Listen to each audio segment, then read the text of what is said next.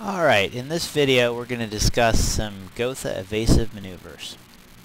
So the first one we're going to discuss I call Rockabye Baby. This is the only one of the three you can really do with bombs because, well, there's not really much you can do with 700 kilograms of bombs in an already flying boxcar with no bombs. So bombs just kind of compound the problem and really limits your options. The Rockabye Baby is good. Specifically when you need to maintain course and altitude, especially if you're in formation with other planes. It's perfect for that because it will maintain your overall course and altitude. You'll drop speed, of course, because you're taking the plane off of its directly forward course, but there's nothing to be done about that. Good for evading pesky flak. It'll throw it off target. Somewhat good against scouts, but, you know, you're limited. You really are. You're not really doing any really drastic maneuvers. If you drop the bombs, you can get a little better effect because your maneuverability goes up. But this really is a limited evasive maneuver. It's not an all-out thing. So all we're going to do is we're going to maintain level flight, and we're going to kick the rudder left and right, slowly. And this is going to start the plane rocking. Okay, see? It is this nice rock. And you pretty much just rock it the same amount of distance both ways. The torque of the engine sometimes can mess you up, so you got to watch that. But the plane is staying at this point completely level, losing some speed, but it is maintaining direction, which is, of course, the goal. Now, if I want to kick things up, I'm going to start applying a little bit of aileron in the opposite direction as I kick my rudder. And you can watch what happens now.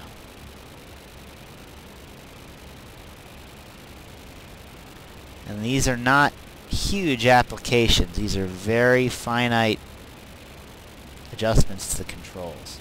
You do this too much, the plane will nose over in a stall, and you'll be going for a spin.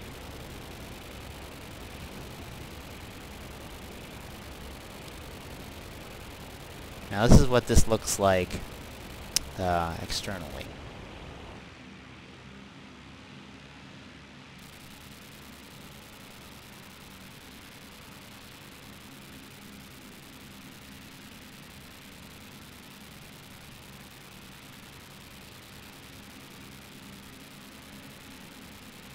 So, as you can see, limited in terms of protection it's going to provide you, but it will maintain general course until you lose so much speed that you have to put the nose down and it messes up your control like it just did. So you got to watch that.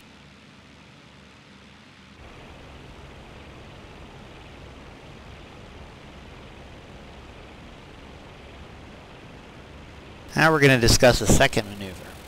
This is a fake engine loss. If you've ever flown a Gotha and lost an engine in flight, all of a sudden you know what happens. The Gotha pulls into a spin, and usually in doing so it stresses the airframe in such a way that you rip apart on the way down. The intention with this maneuver is to fake out an enemy plane and to leave you for dead. The optimal way of doing this is pulling yourself into a flat spin so that essentially you look unrecoverable. But a flat spin is your safest way actually to get down because it does not stress the aircraft or the engines. There's no chance of over-revving. You're really in complete control, even though you're technically out of control, because you can break it at any time by just putting the nose down and applying rudder. Your other option, if you can't get it into a flat spin, because, yeah, who wants to put a Gotha into a flat spin, right, is to fake it by essentially barrel rolling yourself down, and in the process getting your plane into loops that turn into spins. Either way, what occurs is you essentially conduct a semi-controlled descent down to the ground, which hopefully will leave your opponent thinking that you're inevitably going to die and not wanting to follow you all the way down to the ground. So here we go. I'm going to induce a spin again to make it look like I lost an engine. So to do that, I'm going to apply full ailerons one way with rudder the opposite directions and cut both my engines. So here we go.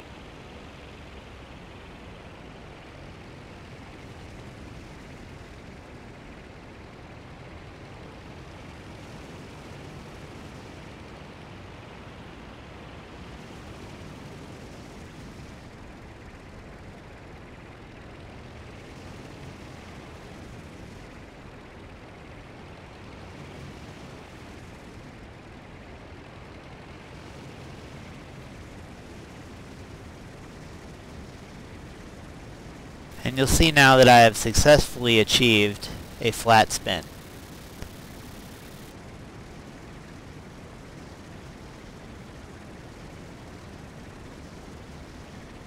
Now to get out, all I do is I point the nose, stabilize, and I can pull out. You can actually take this all the way to the ground. As long as you are careful about your altitude, you can just keep it all the way to the ground.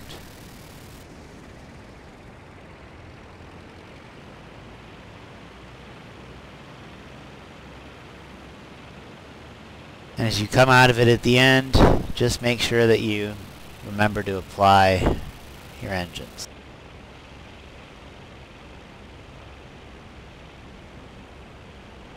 And don't do it with bombs. You will break your wings and your plane. Again, that's a no bombs maneuver.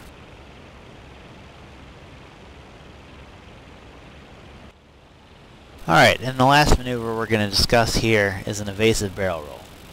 This is really good if suddenly you look on your tail and, oh crap, there's a bunch of guys back there and you're not in a formation, or you're not on the way to target, so you don't have any bombs, or you're not beholden to a course or speed. You're just trying to live. So of course your gunner, if he's on the ball, is going to immediately open up on the attackers, and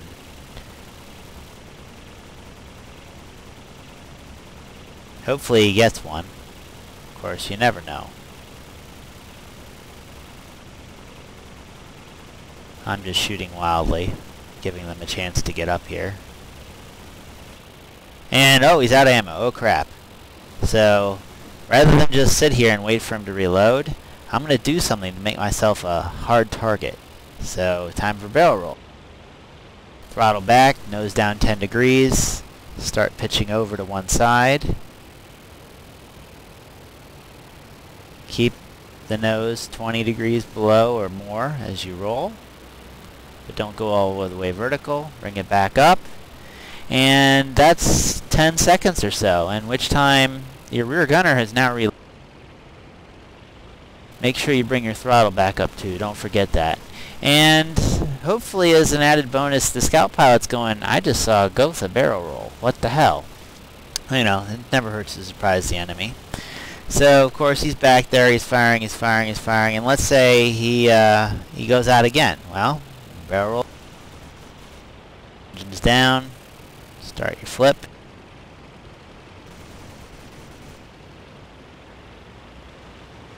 Bring it back up. Oh, it's a parabellum, he needs another 10 seconds? No problem. Just do another roll.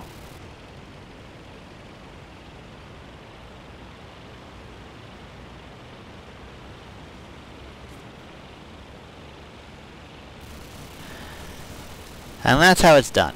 It's a pretty simple idea. It's not really hard, but it's one of my favorites. I enjoy it. And hopefully it works for you too, as it's worked for me.